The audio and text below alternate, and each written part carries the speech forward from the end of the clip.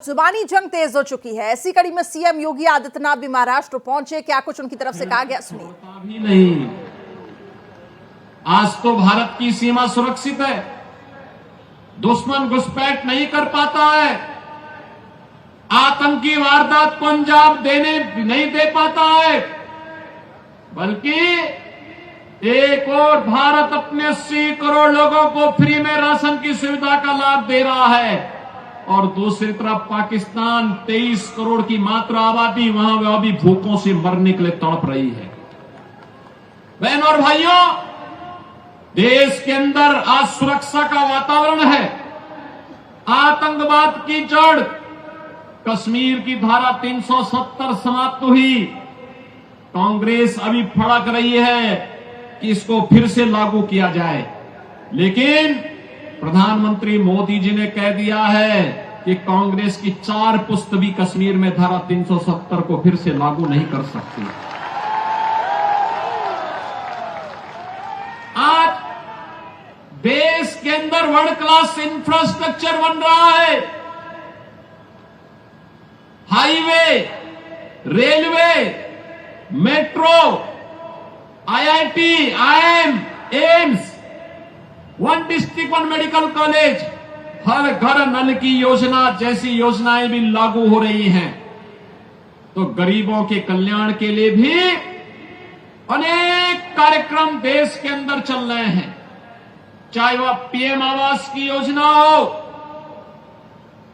चाहे वह आयुष्मान भारत की योजना हो, चाहे वह नौजवानों के रोजगार की योजना हो, और चाहे लाडली बहना योजना के माध्यम से हर महिला के खाते में हर महीने 2100 रुपये देने की व्यवस्था हो।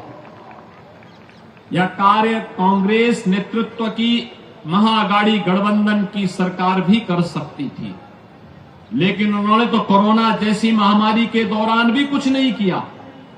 हाथ पे हाथ धरे बैठे रहे, खजाने को लूटते रहे, प्रदेश और देश के अंदर अराजकता का माहौल पैदा करते रहे और उनको, कांग्रेस को देश के अंदर सर्वाधिक समय तक शासन करने का अवसर मिला था। विकास, सुरक्षा, समृद्धि, सुशासन इसमें नहीं कर पाए। कम से कम अयोध्या में रामलला का मंदिर ही बना देते हैं, ये तो अभी नहीं कर पाए। जो कार्य कांग्रेस 65 वर्षों में नहीं कर पाई, भारतीय जनता पार्टी की डबल इंजन की सरकार ने मोदी जी के नेतृत्व में मात्र 2 वर्ष के अंदर उत्तर प्रदेश के अंदर भगवान राम के मंदिर का निर्माण का कार्य कराते हुए भगवान राम को फिर से अयोध्या धाम में विराजमान कर दिया। बहनों और भाइयों, मैं पूछना चाहता हूं, कांग्रेस को अगर आपकी चिंता होती, आपकी आस्था की चिंता होती, अयोध्या में राम मंदिर का निर्माण ये भी करते। 500 वर्षों की समस्या का समाधान 1947 में हो गया होता, लेकिन कांग्रेस के एजेंडे में आप कभी नहीं थे, कभी नहीं थे। कांग्रेस के एजेंडे में गरीब कभी नहीं था, नौजवान कभी नहीं था, महिलाएं कभी नहीं थी। ये तो जाति के नाम पे बांटते हैं, क्षेत्र के नाम पे बांटते हैं, भाषा के नाम पर बांटते हैं, मत और मजहब के आधार पर देश को बांटने वाले लोग हैं। इन्होंने देश को पहले बांटा, फिर समाज को बांटा, फिर आतंकवाद को देश के अंदर कहीं धारा 370 के नाम पर पनपाने का काम किया, कहीं नक्सलवाद को पैदा किया, कहीं पे अराजकता को पैदा किया और अब फिर वही बांटने की राजनीति। बहनों और भाइयों, मैं बार बार एक बात कहता हूं, इस देश का इतिहास गवाह है, बंटे थे तो कटे थे, बंटे थे तो बटेंगे तो कटेंगे, और एक रहेंगे तो सेफ रहेंगे, एक रहेंगे सेफ रहेंगे।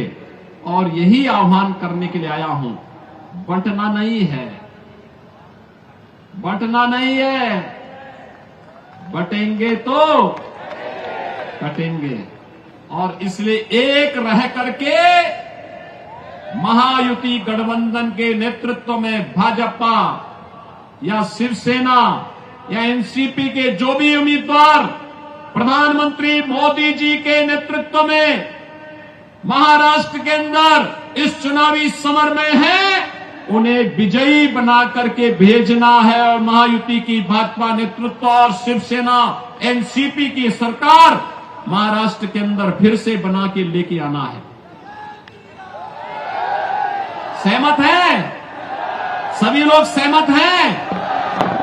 मैं उल्लासनगर के बहनों और भाइयों से भी कहना चाहूंगा कि उल्लासनगर में मुझे आना था, लेकिन नागपुर और उसके आसपास के क्षेत्रों में इतनी सभाएं थी कि मैं समय से नहीं पहुंच पाया। और मैं उनसे भी अपील करूंगा, यह समय देश को एकजुट करने का है। यह समय एक भारत श्रेष्ठ भारत की परिकल्पना को प्रधानमंत्री मोदी जी के नेतृत्व में आगे बढ़ाने का है।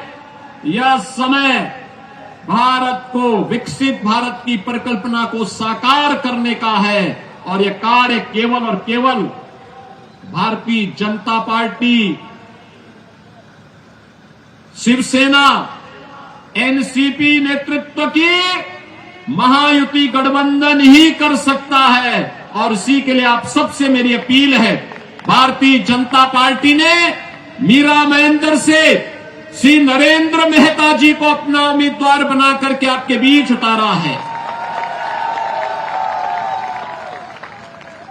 श्री प्रताप सरनाईक को शिवसेना उम्मीदवार के रूप में थाने मीरा महेंद्र से शिवसेना महायुति गठबंधन के उम्मीदवार के रूप में आपके बीच में उतारा गया है।